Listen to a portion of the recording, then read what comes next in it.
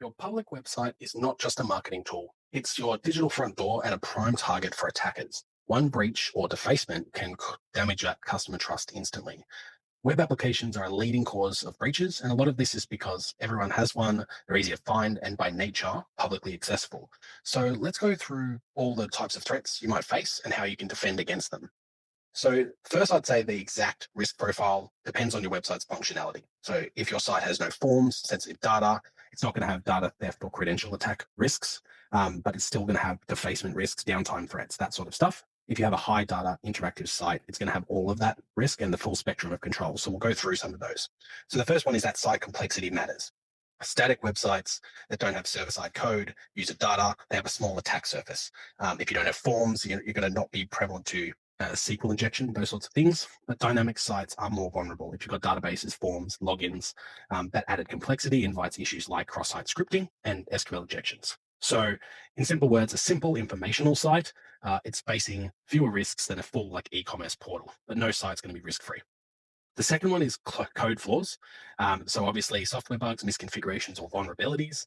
Um, that's going to be a prime target. So SQL injection is a top web vulnerability where year after year. A successful injection or a similar exploit can dump your database or give control to the server. So a lot of that's again exploiting those vulnerabilities that are in the code base. The other one is stolen credentials. So if your site has logins or admin panels, you reusing credentials that are stolen passwords or just brute forcing simple passwords, admin, those sorts of things. You don't even need to exploit a vulnerability. The fourth one is that defacement. So activists, as they would like to say, or cyber criminals may just choose to damage the content, exploiting admin access, replacing your pages with their own messages or doing something to them. So again, depending on your industry, if you're someone has a message that someone disagrees with, that can be a target for that. The other thing is denial of service, either DDoS or DDoS distributed denial of service. Attackers overloading your site with traffic to crash it, or again, make it unavailable so people can't see that. And any site can be a target of this. That's usually just downtime, get customers frustrated, that sort of stuff.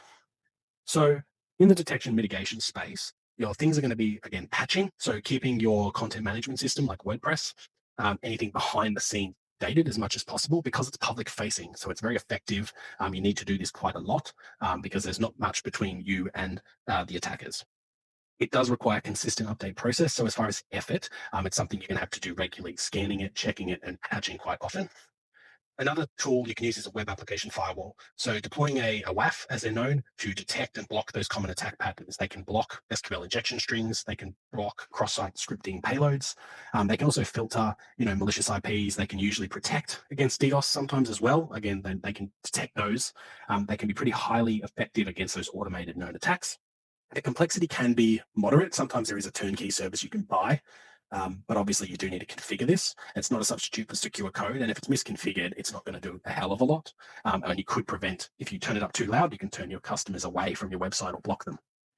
The other thing is limiting exposure segmentation. So obviously exposing only what's needed to the internet. Don't put your admin portals out on there, your databases. Put your web servers, if they're hosted in your environment, put them in a DMZ. So again, it's not connected to your backend. It's put between a firewall. It's in a different place in an isolated segment. So if it is compromised, it's going to reduce that blast radius. Least privilege accounts is also another way. So again, if you have an admin account, don't make it the same admin account or a similar name or same passwords for other servers that might be connected to. So again, if it's breached or compromised, people can't log into multiple things. Again, having accounts that only need to do those things like maintenance tasks, just configure them to be able to do those maintenance tasks. So that's important.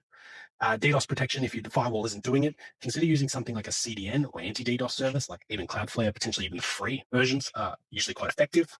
They can filter smaller floods, those sorts of things. They can be pretty low complexity to implement. They might obviously have a cost, but these are pretty useful. They can also act as a bit of a proxy and help speed, making sure people can get to your website in time as well. The other thing is just having secure development practices. That's obviously a bit difficult to do. You're going to need a good developer, but it's very effective making sure you're not integrating risks, tech debt, those sorts of things. It's going to pay off long term, making sure you develop the site securely from the start. Your strong authentication, making sure you've got MFA for your admins and users, especially the backend stuff, requiring strong passwords.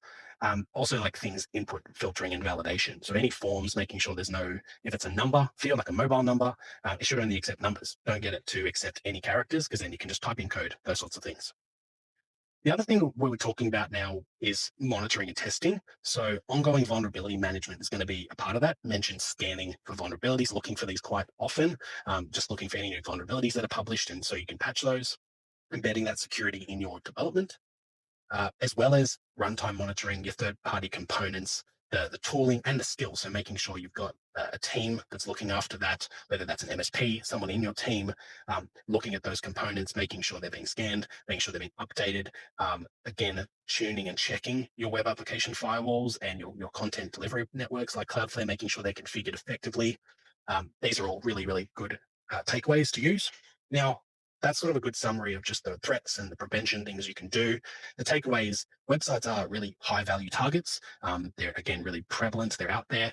Your basic hygiene does make a difference. So a lot of the basics are going to be what stops a lot of things. Having simple tools in place.